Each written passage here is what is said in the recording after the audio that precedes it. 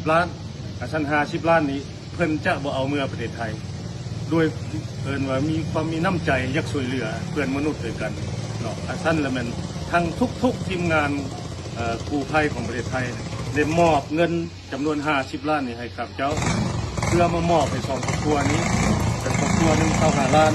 ครอบครัวนี้25 ล้านรวมทั้งหมดเป็น50 ล้านเพื่อมอบให้2 ครอบครัวผู้คนไทยนี้เงินมาไปนำใช้บริทีมกู้ภัยของไทยได้รับเงิน50 ล้านจากบริษัท AT Auto แต่บ่ได้เอากลับคืนประเทศพี่น้องหลังจากที่ว่าได้มีการมอบเงินจำนวน100 ล้านและส่วนหนึ่งได้มอบเงินให้ทีมกู้ภัยของเราไปบริหารใช้จ่ายต่างๆในเวียกที่จำเป็นเนาะส่วนหนึ่งได้มอบเงิน50 ล้านให้กับทีมกู้ภัยของไทยแต่ว่าทีมกู้ภัยของไทยบ่ได้เอากลับประเทศพี่น้องได้มอบเงินให้2 ครอบครัวที่ว่าผัวเพิ่นกำลังสูญหายยังคนหาบ่ทันพบหั่นส่งให้กับครอบครัวเพื่อไปบริหารใช้จ่ายในสิ่งที่จำเป็นแบ่งกันคนเกินคนละ20 ล้านกีบพี่น้องเมื่อวานนี้ทางเลขาพรรคเมืองรองแจ้งก็ได้ไปมอบให้กับครอบครัวเป็นที่เรียบร้อยแล้วพี่น้องเอ้ยทุกทีมงานชั้นเงินดังกล่าวนี้และเป็นว่าทางบริษัท AT Auto ได้มอบให้หน่วยกู้ภัยทุกทีมงานทั้งลาวและไทยกับท่านและเป็นทางหน่วยกู้ภัยทุกทีมงานของประเทศไทยนั้นเป็นมีน้ำใจแต่แบ่งคนละครึ่งที่เงิน AT Auto เมื่อคืนนี้สนับสนุนหน่วยกู้ภัยทั้งไทยทั้งลาว100 ล้านชั้นหน่วยกู้ภัยไทยเป็นได้แบ่งเอา50 ล้านแต่ทั้งลาวได้50 ล้านชั้น50 ล้านนี้เพิ่นจะบ่เอาเมื่อประเทศไทยด้วยว่ามีน้ำใจอยากช่วยเหลือเพื่อนมนุษย์ด้วยกันเนาะชั้นละมันทั้งทุกทีมงานกู้ภัยของประเทศไทยได้มอบเงินจำนวน50 ล้านนี่ให้ครับเจ้าเพื่อมามอบให้2 ครอบครัวนี้เป็นครอบครัวหนึ่ง25 ล้านครอบครัวนี้25 ล้านรวมทั้งหมดเป็น50 ล้านเพื่อมอบให้2 ครอบครัวผู้คนไทยนี้เงินมาไปนำใช้บริหารในครอบครัวเลี้ยงลูกเลี้ยงเต้าให้เกิดผลประโยชน์สุดเนาะที่นี่ดังนั้นมอบให้ครับผมเข้าใจนำทีมงานกู้ภัยทางประเทศไทยที่มีน้ำใจเพื่อจะช่วยเหลือจำนวน2 ครอบครัวที่มีครอบครัวที่ติดอยู่ในถ้ำนั้นเนาะท่านขอใช้พรทางคณะทีมงานหน่วยกู้ภัยประเทศไทยให้อยู่ดีไม่แห้งให้โชคให้ไส้ก็ขอมอบขอบใจครับเจ้าตั้งหน้าคณะพักคณะนำของเมืองลงแกงแข่งไส้สมบูรณ์สปป.ลาวนี่ขอมอบขอบใจนำคณะทีมงานทางประเทศไทยมารวมมาเฉพาะเหมือนคณะทีมงานกู้ภัยทุกทีมงานที่มาช่วยจำนวน7 คนในที่ทำในครั้งนี้โดยเฉพาะจำนวนว่าคนสำเร็จแต่ว่าสำหรับ2 ครอบครัวนี้ที่บุท่านได้สำเร็จเนาะท่านก็ขอมอบขอบใจทางทีมไทยทุกทีมที่มีน้ำจิตน้ำใจอยู่ดีมีแรงในโซนไทยเด้อทางประเทศไทยก็เลยผมขอบใจหลายๆคือว่าได้มอบแล้วเนาะถึงเงิน50 ล้านครอบครัวละ25 ล้านคือว่าถึงครอบครัวไปแล้ว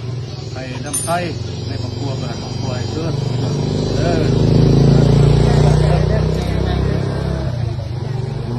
หลังจากที่ว่าทีมกู้ภัยของไทยกำลังจะเดินทางกลับเนาะกับมีผลปล่อยลงมาเนาะก็เลยเหตุให้ช่วงระยะหนึ่งเพิ่นก็บ่สามารถเดินทางได้เพราะว่าเพิ่นเดินทางโดยยนต์หลังจากนั้นในเวลาต่อมาก็ได้มีการเดินทางกลับไปฮอดนครหลวงจันทร์พอฮอดนครหลวงจันทร์ก็ได้มีการผูกคอต่อแขนหลังจากนั้นก็ได้มีการประสานงานจากกู้ภัยของลาวเนาะว่านี่ก็มีคนตกน้ำพี่น้องจากทีมนาคน้อยเพิ่นได้ประสานหาทีมกู้ภัยของไทยที่ว่ายังบ่ได้เดินทางกลับประเทศเนาะหลังจากนั้นทีมกู้ภัยของไทยก็บ่ได้นิ่งนอนใจพี่น้องได้ลงไปซอยเหลือคนหาผู้สูญหายที่จมน้ำเป็นเด็กเพศชายอายุ9 ปีอยู่เมืองไซเทชานครหลวงเวียงจันทร์พี่น้องเอ้ยสุดท้ายก็ค้นพบจบเจือจนดึกจนเดินพี่น้องต้องยอมรับวิลีน้ำใจของทีมกู้ภัยของไทยเฮ็ดจนสุดกกสุดปลายพี่น้องเอ้ยและเมื่อวานนี้ทางนายกรัฐมนตรีของลาวก็ได้ส่งจดหมายถึงนายกรัฐมนตรีของไทยเป็นจังได๋บ่ต้นก็จะอ่านให้พ่อแม่พี่น้องฟังเนาะและเฮามาฟังนำกันเลยพี่น้องในวันที่7 มิถุนายน 2026ที่นครหลวงจันทร์ท่านสอนชัยศรีพลดรนายกรัฐมนตรีของลาวได้ส่งจดหมายขอบใจถึงท่านอนุทินชาญวีรกูลนายกรัฐมนตรีแห่งราชอาณาจักรไทยในเนื้อในจดหมายเขียนว่าในนามรัฐบาลแห่งสปป.ลาวข้าพเจ้าขอแสดงความขอบใจอย่างจริงจังมายังรัฐมนตรีแห่งราชอาณาจักรไทยที่ได้อนุญาตให้สมาคมสายทานประเทศไทย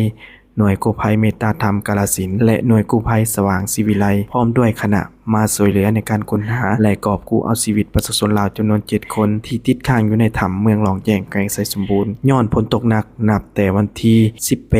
พฤษภาคม2026เป็นต้นมารัฐบาลลาวได้ตีราคาสูงต่อการช่วยเหลืออย่างทันการและการปฏิบัติเวียกงานอย่างบ่ฮู้อึดฮู้เมื่อยของทีมกู้ภัยดังกล่าวร่วมกับกู้ภัยของสปปลาวและเชี่ยวชาญจากสากลเริ่มแต่วันที่14พฤษภาคม2026เป็นต้นมาจึงสามารถกอบกู้เอาชีวิตผู้ติดค้างในถ้ำทั้ง5คนได้อย่างปลอดภัยในวันที่29หาวันที่30พฤษภาคม2026ผ่านมาและยังสืบต่อค้นหาผู้สูญหายอีก2คนข้าพเจ้าขอถือโอกาสนี้ตั้งหน้าให้รัฐบาลสปปลาวก็คือครอบครัวผู้ประสบภัยขอแสดงความขอบใจและยอมสมเสยนักกู้ภัยทุกๆด้านต่อความเป็นมืออาชีพและการเสียสละในภารกิจอันสำคัญครั้งนี้การช่วยเหลือด้านมนุษยธรรมครั้งนี้เป็นการส่องแสงถึงสายผูกพันมิตรภาพและหัวมืออันดีและการหัวมืออันดีงามฐานบ้านไกลเคือนเคียงที่ดีก็คือการเป็นคู่ร่วมยุทธศาสตร์เพื่อเจริญเติบโตและการพัฒนาแบบยืนยงระหว่าง2ประเทศและประชาชน2ชาติลาวไทยที่พร้อมได้รับการพัฒนาและแอกดอกออกผลในปัจจุบันข้าพเจ้าขอถือโอกาสนี้อวยพรใส่อันประเสริฐมายังฐานพร้อมครอบครัวจงมีพลานัยที่สมบูรณ์มีความผาสุกและประสบผลสำเร็จในหน้าที่อันมีเกียรติสูงส่งของฐานนี่คือจดหมายส่งถึงนายกรัฐมนตรีของไทยเพื่อแสดงความขอบใจต่อการช่วยเหลือการค้นหาและกอบกู้ชีวิตประชาชนที่ติดถ้ำอยู่เมืองหลองแจงแขวงไสสมบูรณ์เลขาคณะมหางานพักเมืองหนองแจ้งเห็นว่าได้รับเงินจำนวนดังกล่าวนี้จากหน่วยกู้ภัยประเทศไทยทุกทีมงานท่านเงินดังกล่าวนี้และแม่นว่าทางบริษัทอิวโต้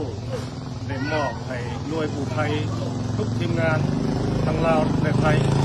กับท่านและทางหน่วยกู้ภัยทุกทีมงานของประเทศไทยนั้นเป็นได้มีน้ำใจแบ่งคนละครึ่งที่เงินวิทยุโต้เมื่อคืนนี้สนับสนุนหน่วยกู้ภัยทั้งไทยทั้งลาว100 ล้านท่านหน่วยกู้ภัยไทยเป็นได้แบ่งเอา50 ล้านแต่ทางลาวได้50 ล้านท่าน50 ล้านนี้เพิ่นจะบ่เอาเมื่อประเทศไทยด้วยเพิ่นว่ามีน้ำใจอยากช่วยเหลือเพื่อนมนุษย์ด้วยกันเนาะท่านและมันทั้งทุกทีมงานกู้ภัยของประเทศไทยได้มอบเงินจำนวน50 ล้านนี่ให้กับเจ้าเพื่อมามอบให้2ครอบครัวนี้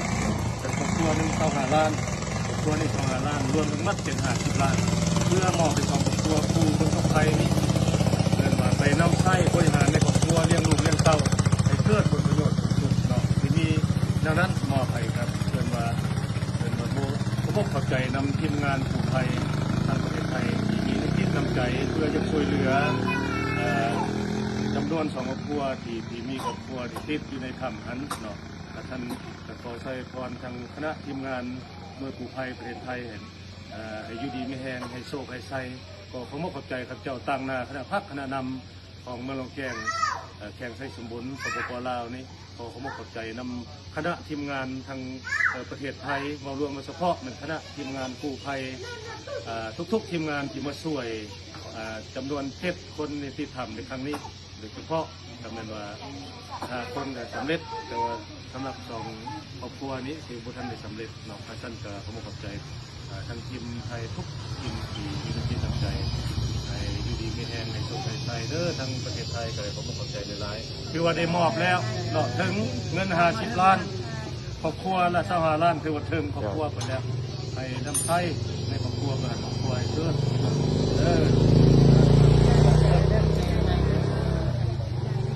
ชอบดาทั้ง